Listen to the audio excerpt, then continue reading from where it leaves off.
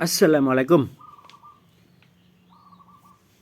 Kisah nelayan dan kepis kecilnya. Bukan nelayan maksudnya, ini tukang pancing ini. Orang yang hobi mancing. Tersebutlah seorang pemancing ikan. Dia itu membawa kepis kecil. Dari rumah dia membawa kepis kecil. Ya mungkin segini lah. Ketika dia dapat ikan besar, dia masukkan kepis gak cukup. Lalu dia buang lagi. Dapat ikan besar lagi, masukkan kepis gak cukup, dia buang lagi. Dan ketika dapat ikan kecil, dia bisa masukin ke kepisnya. Sore hari dia pulang membawa ikan-ikan kecil. Itu semenggal cerita teman-teman untuk pembukaan. Jadi situasi Anda sekarang bekerja di tempat yang nyaman, rutin, day after day, tiap hari itu berjalan apa adanya. Bangun pagi, sarapan, ganti baju, seragam, Anda berangkat ke kantor. Atau Anda berangkat ke pabrik. Atau Anda berangkat ke peternakan. Atau Anda pergi ke toko tempat di mana Anda bekerja. Berlangsung selama 5 tahun, mungkin 10 tahun. Kadang kalau udah kerja gak terasa. Nah, suatu hari bos Anda memberi pekerjaan yang lebih. Dia beri Anda kerjaan yang bebannya lebih keras, lebih berat, lebih sulit, dan lebih rumit dari biasanya. Apa yang Anda pikirkan? Lalu Anda menolaknya. Pak, kalau ada yang lain, buat orang lain aja Pak, jangan saya Pak.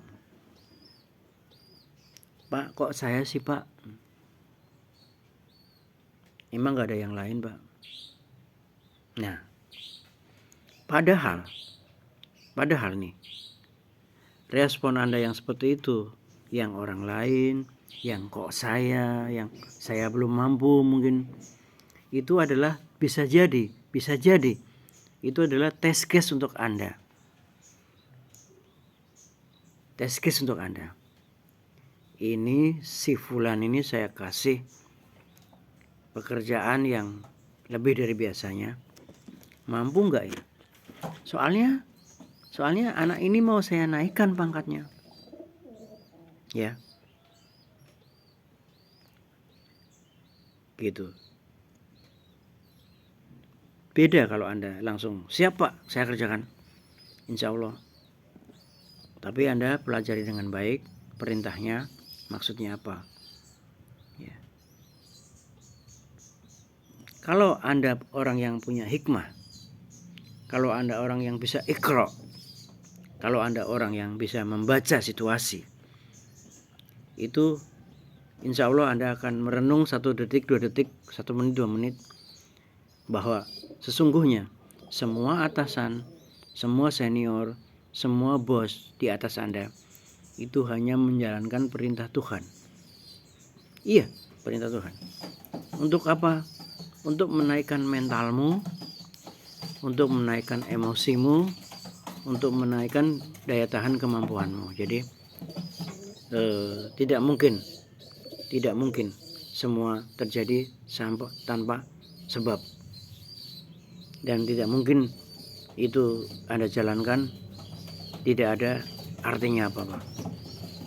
Kalau memang Anda adalah penghindar, ya sudah, Anda berhenti di situ, Anda tidak maju-maju. Tapi coba Anda pikirkan, apa hikmah di balik ini?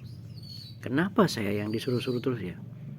Itu kan sering kan di kantor-kantor, di perusahaan, itu curhat sama saya, Pak, di sini kalau ada orang yang rajin, dikasih tugas terus Pak. Capek Pak saya kadang-kadang. Gaji sama saja dengan yang lain. Ya. Padahal kita nggak tahu akhir dari ini nanti apa. Itu. Jadi Anda harus proaktif juga. Proaktif. Jadi proaktif itu di atas aktif ya. Kalau aktif itu disuruh jalanin, disuruh jalanin. Kalau proaktif itu tidak disuruh, kadang-kadang minta kerjaan, Pak. Pak, hari ini saya kerjain apa, Pak? Emang yang kemarin udah, Dek? Udah, Mak. Udah, Mas. Udah selesai kemarin. Sekarang saya minta kerjaan lagi. Kalau bisa yang lebih sulit, Pak. Karena saya perlu tantangan.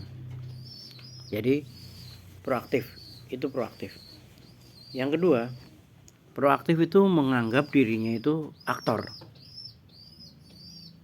Bukan jadi bintang film ya, tapi bandingannya adalah bahwa saya ini bukan korban, bahwa saya ini adalah pelaku, gitu loh.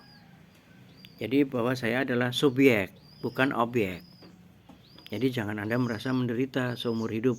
Waduh, merana, saya jadi korban, banyak kerjaan buat saya.